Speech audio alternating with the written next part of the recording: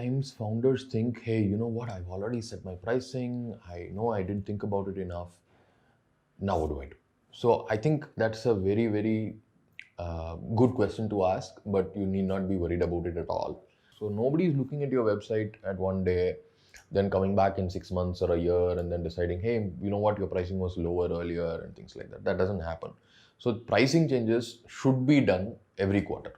So you should be looking at what are the value metrics, how do I deliver value to customers, and you should be doing that on a quarterly basis and changing your prices on a quarterly basis.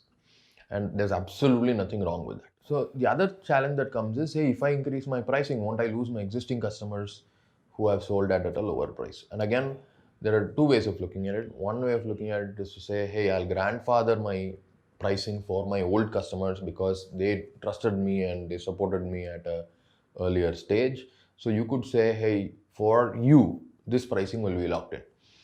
What you should do at that point is, if you, let's say you're charging them on a monthly basis or a quarterly basis, you should tell them, look, I am increasing my pricing. You can lock in the pricing, but only if you prepay me for a year or 2 years or 3 years. And for the period that you're prepaying me, I will lock in your pricing. And this is only for old customers. This is one way of doing it. The other way of doing it, which a lot of people prefer, is to say, look, you are paying me monthly. You have the choice to move away. I'm going to give you a grace period where the pricing will be the same, but then your pricing is going to increase along with everybody else, because the value you're getting from my product today is more than the value that you were getting from my product a year ago. Therefore, my price is going up.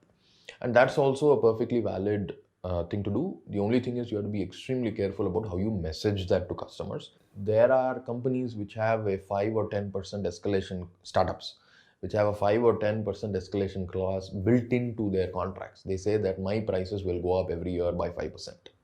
And you know what? Mid-market and enterprise customers, a lot of them are perfectly fine with having that clause, because they understand that in a business, when you're setting a price, prices will go up because there are external factors driving those prices up. And so your handling of the issue of increasing prices, the sensitivity with which you do that, the thoughtfulness with which you do that is very important in not losing customers.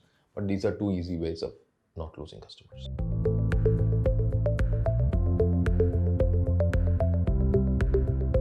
So the moment you cross, say, a few crores in revenue or a few $1 million in revenue, that's when you should start looking at, okay, can I serve different segments of my customers in a differentiated way, adding different values to them, and therefore, being able to price things differently to them. So for a simple example is, I could be selling the same product and I could be selling that to individuals, I could be selling that to small companies, or I could be selling that to large companies.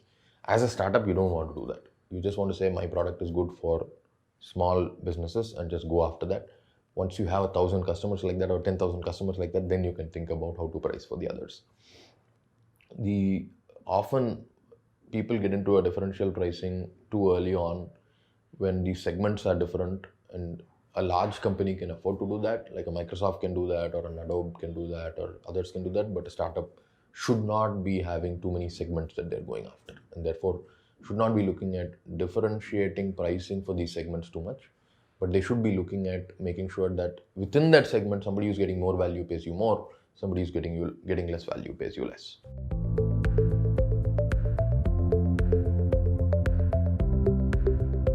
I think very, very few founders think about this with any depth, and I think this is something that is really, really important to think about. What drives your pricing in your customer's organization? You should know exactly how they think about pricing. In a software context, things as simple as, will I help you with using my software?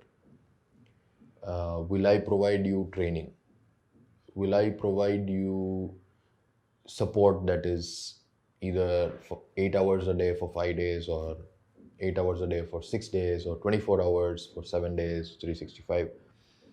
These are all very, very simple things, but your pricing can go up as much as 2x or 3x or 5x just by differentiating on these things with your competition and based on what customers are asking. Innovative product founders are always looking for, I need to find a new thing on which to price differently. But actually, customers don't want new things on which to price differently. They are just saying, hey, can I get a level of service that I want? And that could do with any of these things, timeliness of delivery or quality of delivery or help with using the product, whatever, all of those kind of things. And if you just differentiate on those aspects of delivery and you're delivering better and better over time on those, you'll be able to figure out a much better pricing model for yourself. There are a lot of examples where people have left a ton of money on the table because they just offered 24/7 support without understanding that that customer would be ready to pay much more for 24/7 support than they would pay for 8/5 support. That's a critical mistake because 24/7 support is going to cost you a lot to deliver, and if you're not pricing that appropriately, you will not be able to sustain that in the long term. So that's a kind of a blind spot that a lot of founders have with respect to pricing. And if you figure out what is important for your customer to do to get the value out of your product, you can easily figure out 5 or 10 things that you can price extra or price more or price better to get much more money from the same sales win than you would otherwise.